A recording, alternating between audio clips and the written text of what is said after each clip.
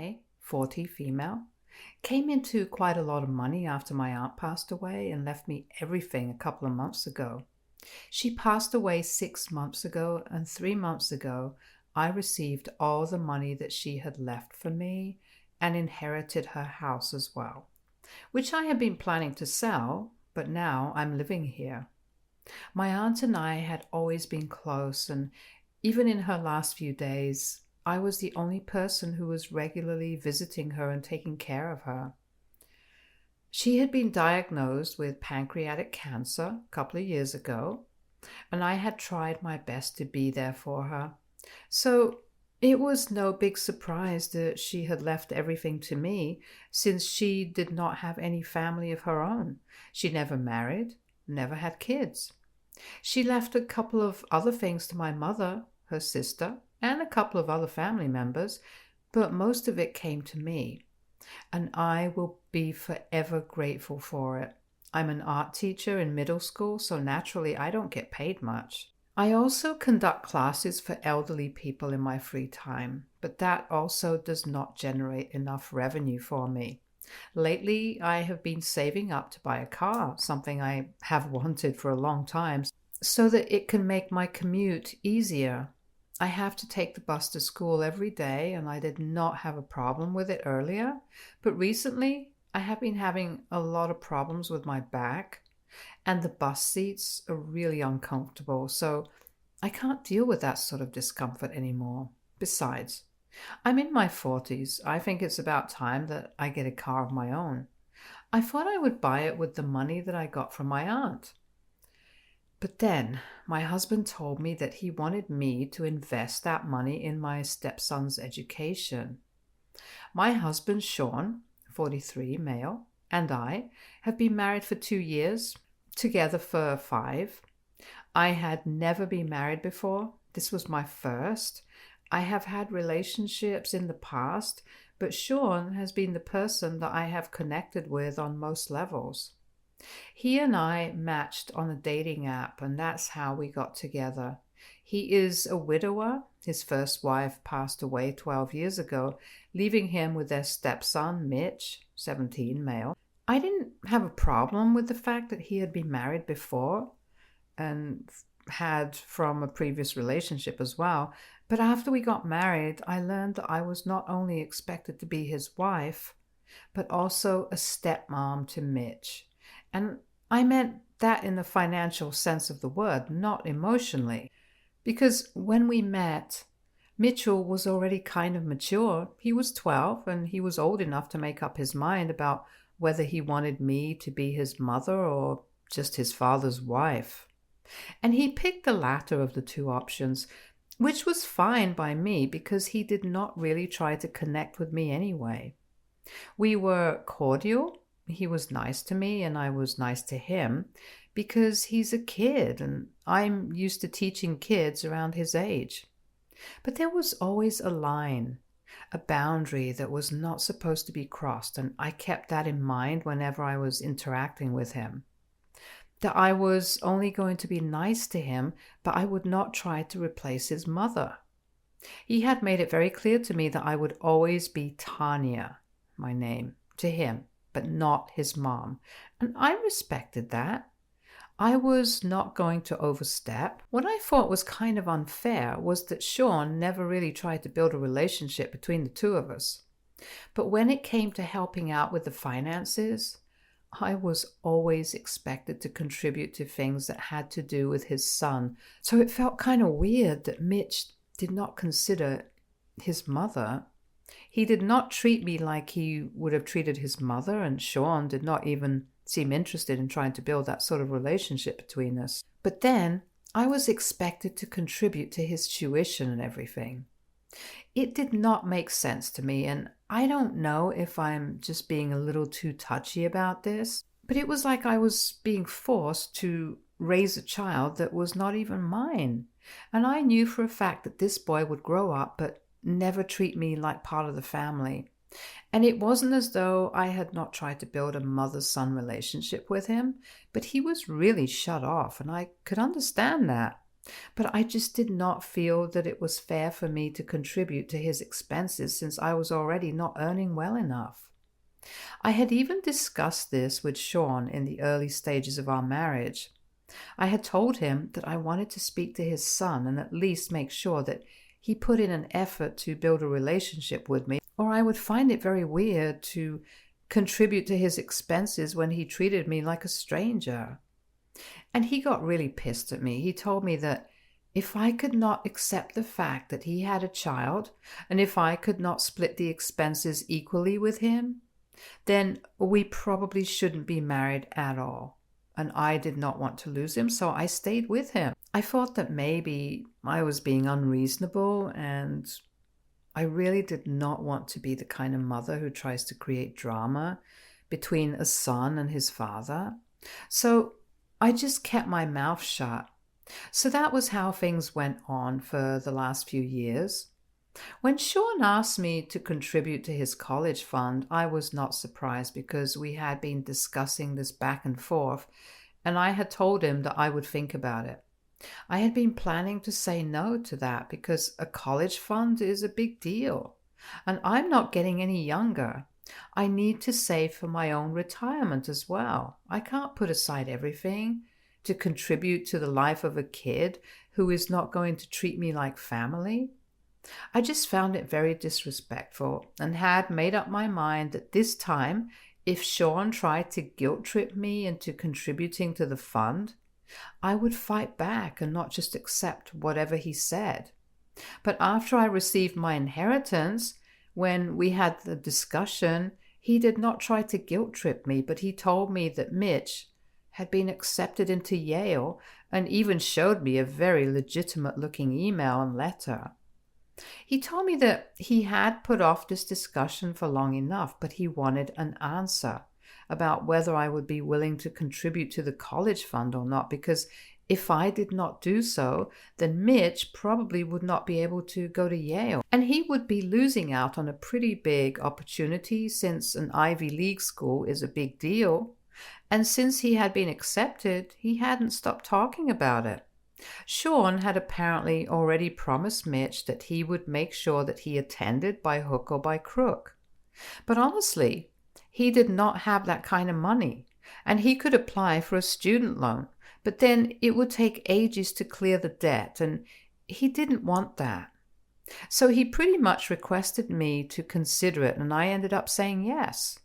Not out of pressure, but just because it was a big deal.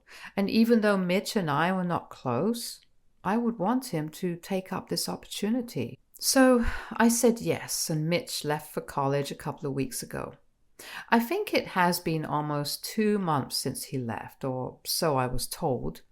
Both Sean and Mitch were over the moon when I had agreed to put off buying the car, just so that I would be able to contribute to the college fund. And both of them thanked me from the bottom of their hearts. I had even started to believe that maybe Mitch was going to turn over a new leaf and genuinely start appreciating me as a person, instead of just treating me like an acquaintance. I wanted us to have a relationship because it had been really weird to live in the same house for so long, but then not have anything to talk about since he did not seem interested. Also, I just really wanted him to be able to go to the college of his dreams, so that was my intention. But all of that had been a lie, and I only found out about it last week. My friends and I went to a restaurant that was a little distance away from my workplace and the places that I usually visit.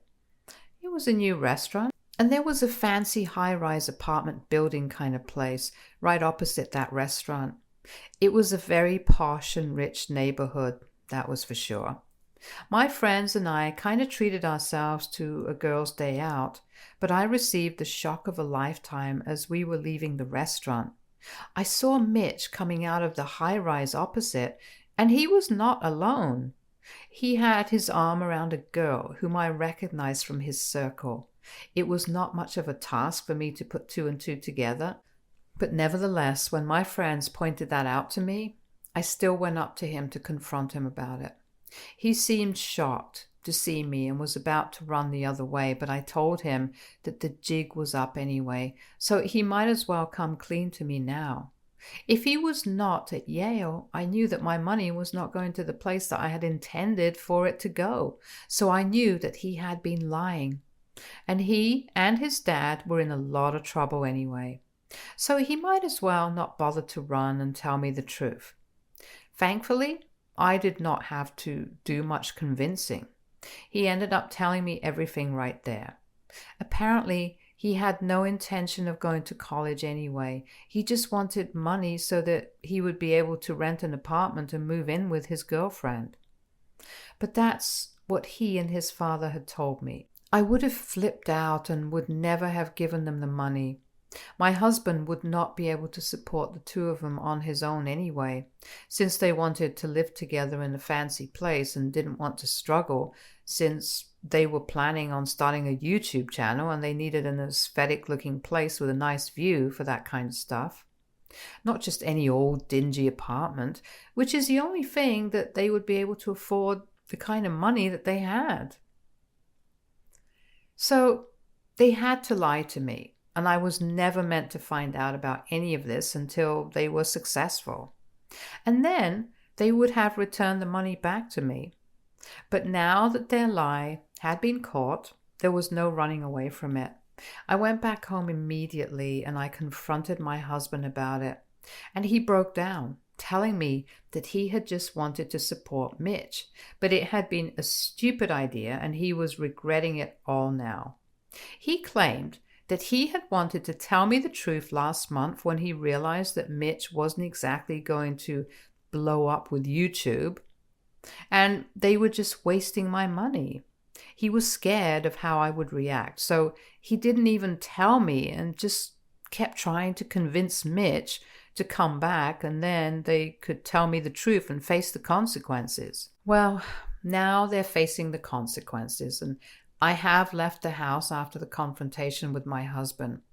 I just had nothing left to say to him anymore, and he kept begging me not to leave, but I just packed my stuff as hard as I could, and then I left.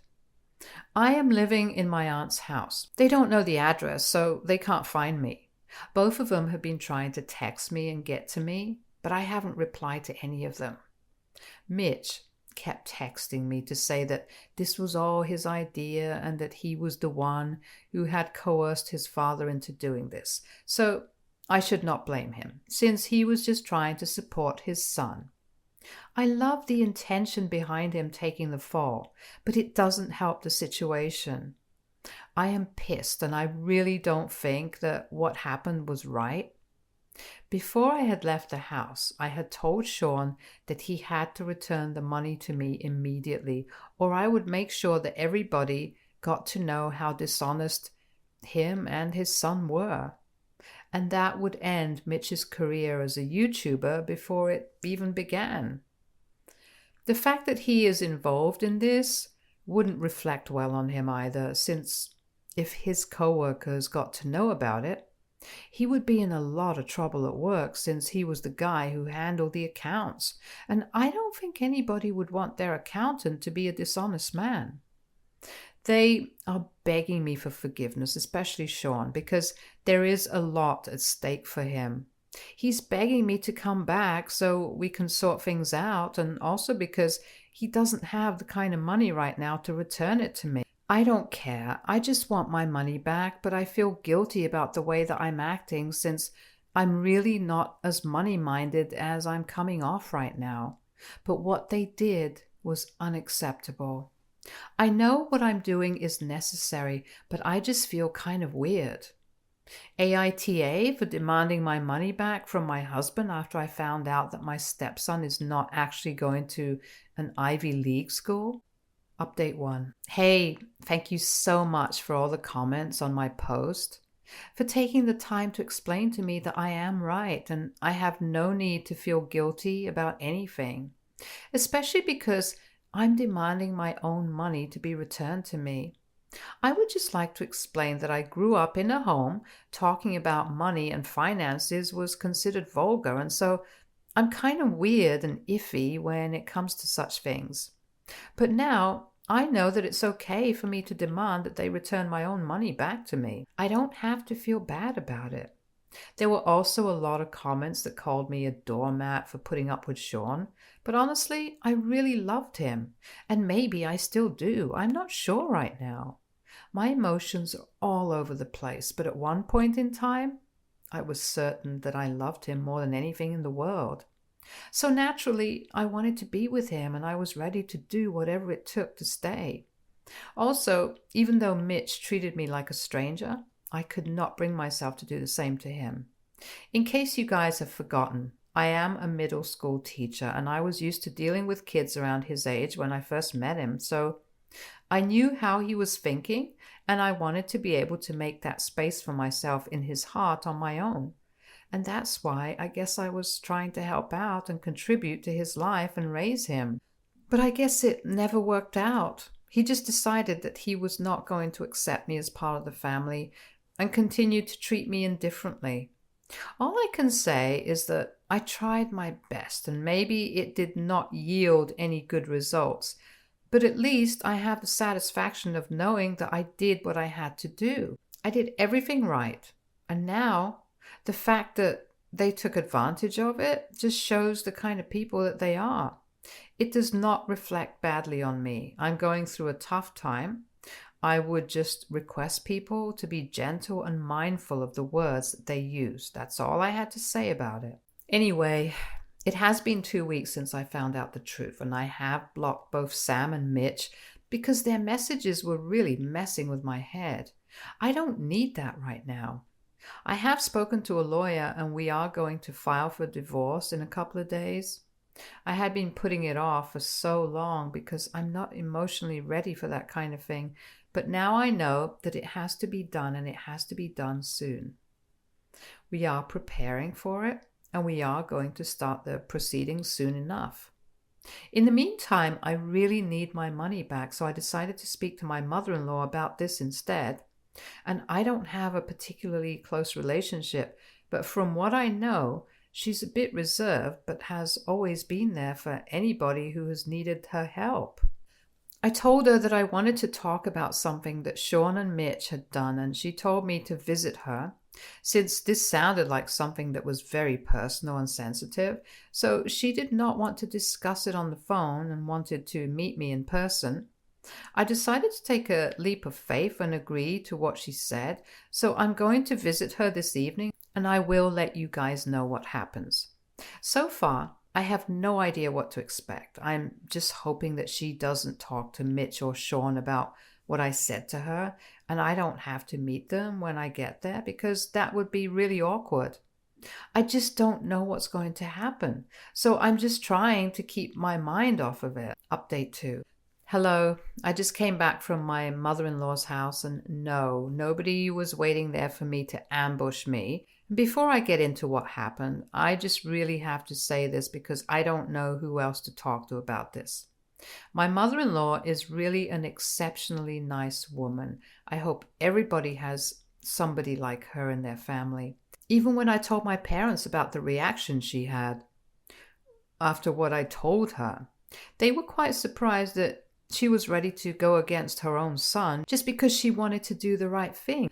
So anyway, when I visited her today, I told her everything without even pausing while narrating the story to her because I just wanted to get everything out since I was scared of how she would react. After I was done talking, she was quiet for a while, and then she told me that she would handle everything. I did not have to worry about any of this. She told me that she would make sure that I got the money back and even said that if she had cash at the moment, she would have returned the money to me herself. But she would have to withdraw the exact amount, and that would require her to come back since she was old and was just generally exhausted every day. So she told me that I could come back in a couple of days and she would have the money ready for me, and that was a promise. She promised me that she would make sure that her son did not cause too much trouble for me during the divorce, since he had done enough. I almost had tears in my eyes because she was being so supportive, and I really hadn't seen this coming. So she even comforted me and told me that she was going to try her best to be there for me, even though we were not close. But she knew that what her son had done was really messed up, as well as what her grandson had done. When I told her that I had been talked into covering the expenses for Mitch so far as well, she was really outraged and told me that that shouldn't have been the case because, as far as she knew, Mitch never treated me like family. Even Sean had spoken to her about it and said that he didn't want to get into it because he did not want to make it seem he was taking my side over his own sons and did not want to get into the drama. But making me feel guilty and then talking me into contributing to the family expenses, even though Mitch did not even treat me like a family member, did not seem fair either. She assured me that she would try her best to fix things, and that gave me a sense of hope that maybe things were not going to be as bad as they are right now. If not for anything else, I would at least get my money back soon. Update 3. Hey, it's been a week for me. I don't even remember how many days it has been since I left my house. Probably a little over a month. And this week I filed for divorce. Sean is going to be served with the papers in a couple of days. And I also got my money back. Thank God for that. My mother-in-law told me that Sean had refused to send her any money since he had to look out for himself as well, and he is not contractually obliged to give anything back to me. It was just my words against his, so he was not scared. I can't say that I was surprised, but I'm thankful that my mother-in-law was nice enough to return the money to me from her own pocket. She did not need to do that, but she did, and I really appreciate that. Sean and Mitch stopped trying to reach out to me after I blocked the numbers, even though they could have emailed me or something. But they did not try anymore, and I don't know if I should be relieved or upset that Sean has not bothered to reach out to me. I'm still confused about how I feel right now. But I don't have time to think about these things because I still have to go to work and do all the work around the house myself. My aunt used to live in a considerably spacious house, so there's a lot of cleaning that I have to do. I also have to cook for myself, which takes up a lot of my time and energy. And then there's laundry and so many other chores, all of which I have to do on my own. But at least with this freedom comes the sense of knowing that I'm going to be able to do it eventually, and I don't have to rely on anybody, especially Sean. I was a little intimidated by the idea of living on my own after so long, but it's been relatively easy so far. And since I come back home from school really tired and then have to get to cooking and cleaning almost immediately, I don't even have time to think about Sean because as soon as my head hits the pillow, I'm fast asleep. I guess I would say that I'm lucky because I don't think I would have been able to handle overthinking at night. But the divorce is finally happening. It's real, and in a few days, he is going to be aware of it as well once he gets served with the papers. Truth be told, I don't know how to feel. I don't know how he's going to take it. Whatever the case is and whatever his reaction is, I know that I have to get through this on my own. I have been planning to take a few days off of work and then go back to my parents because I've been feeling really lonely. And once he is served, I might just do it to avoid interacting with him. Update 4. So it has been 2 full months since I filed for a divorce and the proceedings are ongoing right now. He did not contest the divorce or stir any drama after he was served, which came as quite a shock to me. But then I received a call from my mother-in-law, and she told me that she was the one who had spoken to Sean and told him that he was not going to contest the divorce or cause any more trouble for me because after what he had done, he owed this to me. He disagreed at first and said that he was not going to agree to the terms of the divorce because he thought that I was asking for too much, even though I don't agree with that. I had just asked for all of our joint purchases to be sold so we could split the money, and I didn't even ask for anything that would be unfair. But I did ask for a settlement.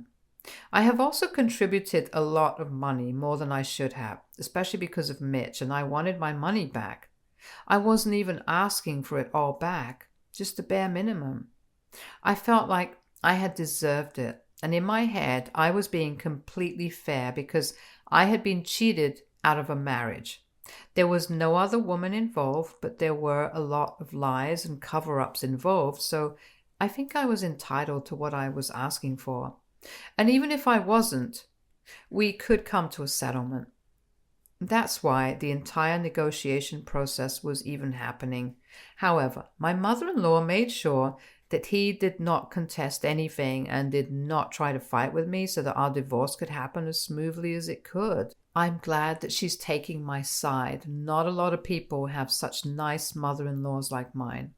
I did go back to my parents to visit them for a couple of days after he was served, and I lived with them for a while, so if he tried to get up to anything in those few days, I was not aware of it. Anyway, we have had 2 mediation sessions so far, and I think we are going to be able to wrap everything up by the next one. Wish me luck, you guys. Update 5. Hello. It has been 6 months since my last update. Lots of things have changed in my life. First off, my divorce came through a couple of weeks ago. Obviously, my husband and I have been separated for a really long time. It just became official.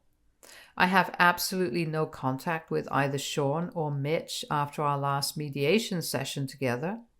They apologized to me once we were out. It did not seem very heartfelt, but at least they said that they were sorry about everything. It felt like more of a formality than anything else, but I told him that it did not matter anymore. I was moving on with my life. I got a lot of money from everything that we had sold. I also sold my aunt's house and moved into a smaller apartment since now I was going to be on my own. Also, I brought a car for myself. It's a pretty nice car, and I have to admit it was more expensive than I had initially intended to buy. But you only live once, right? So why not? Besides, I don't have to save money or think about anyone else before I buy anything. I might as well treat myself to something. I have been through a lot. I deserve this. I'm still continuing with my teaching job, and also I have taken up more classes outside of school as well, so I can make more money. I hadn't done that earlier because I used to be really tired after school, and I also wanted to spend time with Sean when I came back. But now I think I'm going to conduct classes from home or online. I'm going to figure out a way, but I've already told my friends to get the word out. I'm going to stop restricting myself.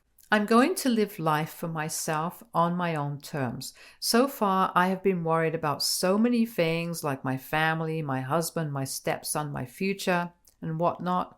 But eventually, nothing went according to plan. So now I'm going to try and not plan stuff. See how it goes for a while. Thank you so much for caring about my life. I hope I have a much better update for you guys in a couple of months. Stay tuned for more stories from our girl relationships.